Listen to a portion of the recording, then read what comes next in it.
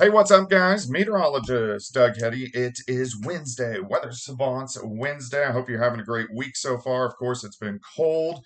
We were in the 60s on Saturday, and then the Arctic air rolled in. It's been super cold since then, but at least we're starting to warm up.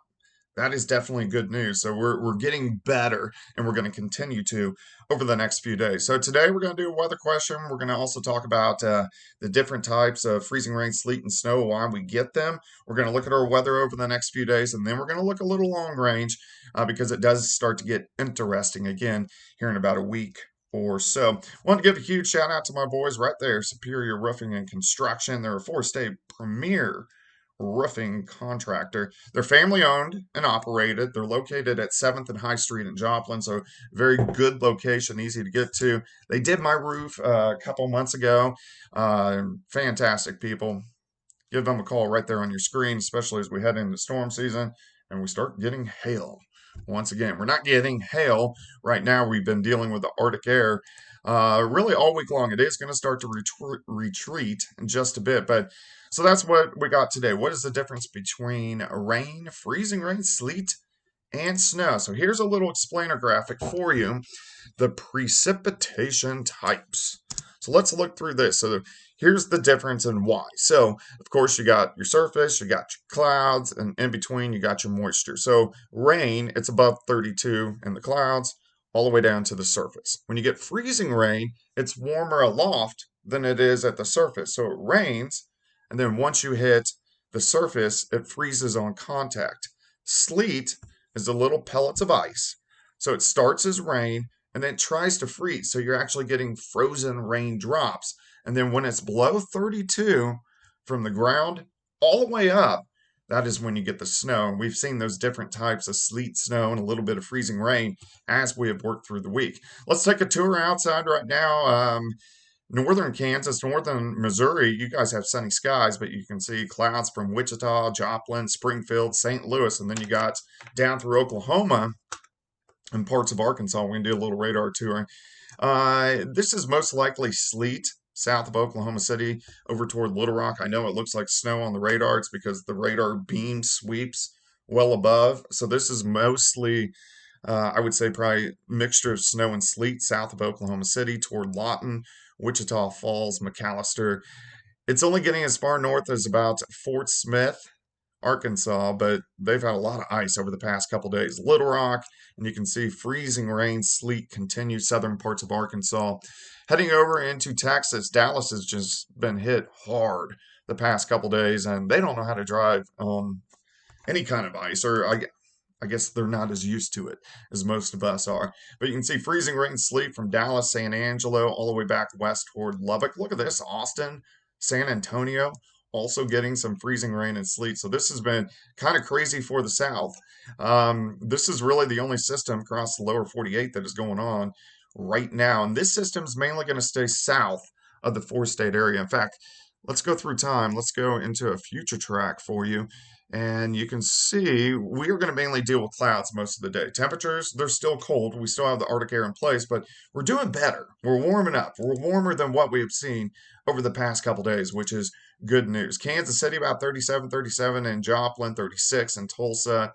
Oklahoma City will make it up to about 34 degrees, and they're dealing with that freezing rain, sleet, and snow.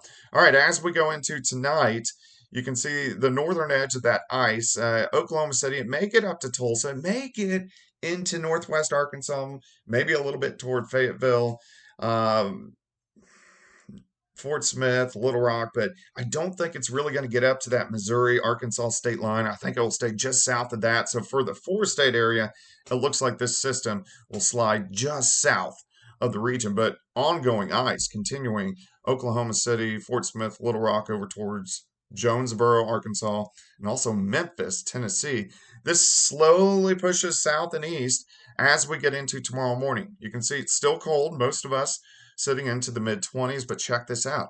It gets better as we go through the next few days. We warm into the 40s tomorrow, 45 in Joplin, 46 in Springfield, Kansas City, 43 in Oklahoma City. So at least the Arctic air retreats and we look pretty good. We're going to be into the 40s again as we go into Friday, and then actually we're going to push 60 by the time we head into Sunday and Monday. So let's look down the road just a little bit. So I'll show you what's going on. It does get interesting late next week. So right here is the system that is pushing by over the next couple days. Then it's pretty quiet. So we're going through the weekend, Saturday, Sunday. There's a system that slides across the Great Lakes, doesn't really bother us. As we go into Monday, there's a weak little system right here that may give us a few showers, but it doesn't look like a big deal. And then it gets interesting. Next Wednesday and Thursday, here comes a storm system right here. This, we're going to have to watch, where's this area of low pressure track. If it tracks farther southeast, the snow will be more in our area.